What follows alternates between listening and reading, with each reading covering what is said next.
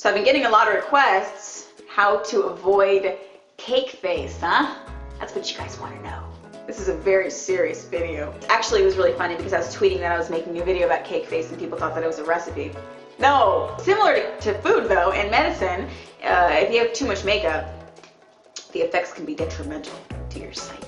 And I'm not judging, by the way, because I have an obsession with under eye concealer, and sometimes I do a little too much. My friends have to take the concealer away from Andrea because I'll put on one layer and I'm like, oh, I can still see a part of my skin underneath. I better go ahead and put on 8 more layers. And then I think it looks great until I take a picture and I was wrong. So sometimes I need to put my concealer over there when I'm doing my makeup, okay? That is my confession. My cake face confession. Do you guys have a confession? Maybe like too much eyeshadow? So I put together this video, some tips and tricks on how I get full coverage on my face, but still keep it to where it's not cakey looking, you know, like after a couple of hours or whatever. There's a little process that I go through. And I hope that you guys like this video. I worked really hard on it. This is my video on how to avoid having cake face.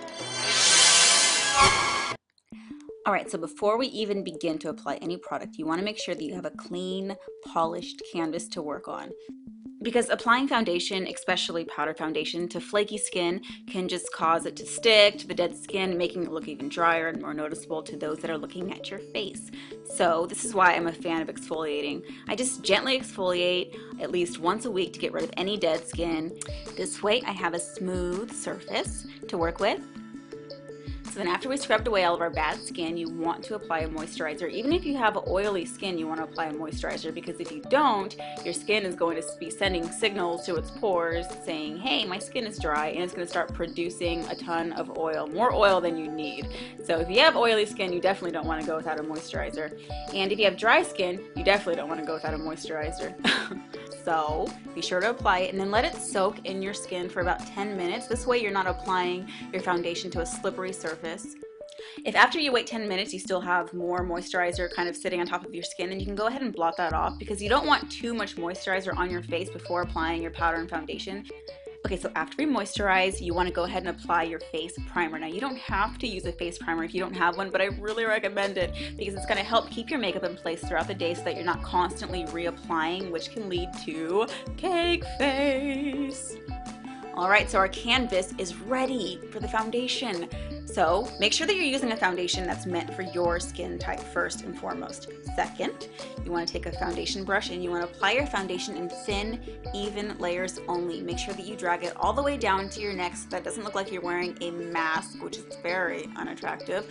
Also, remember, you are only using foundation to even out your skin tone, not to cover up dark circles and blemishes.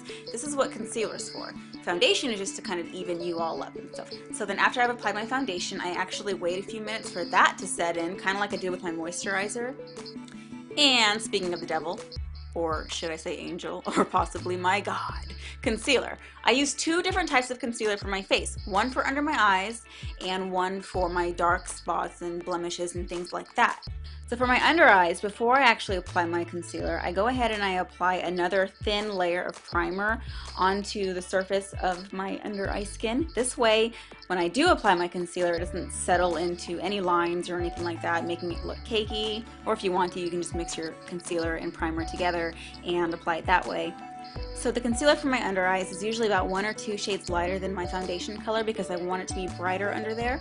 But for the concealer that I'm going to use on my dark spots or my blemishes, I actually go for a color that is the same as my foundation with a little bit of a creamier texture.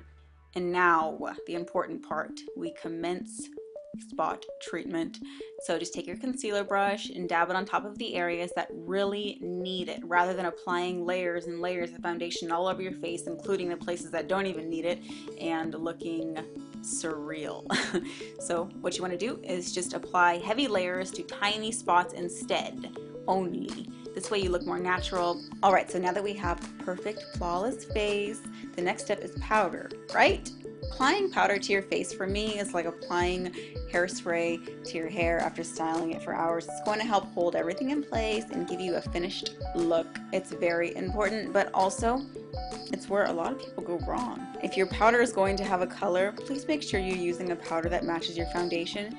you do not just put in all that time and effort to go ahead and ruin it with some interesting pink color. No, match it up. Or use a translucent color, which will kind of go on looking white, but it'll just like slowly fade away and disappear, leaving you with a nice finished porcelain look. Also, remember that when you're setting your face with powder, you don't need to set it with enough powder to last you the entire day. You're probably going to end up reapplying later on anyway, so just dust on a thin layer, and then when it's time to reapply in a couple hours, take a blotting sheet and just blot off any excess oil before applying your powder. Just dust on another thin layer. You don't need to cake on the powder because that will, well, give us cake face.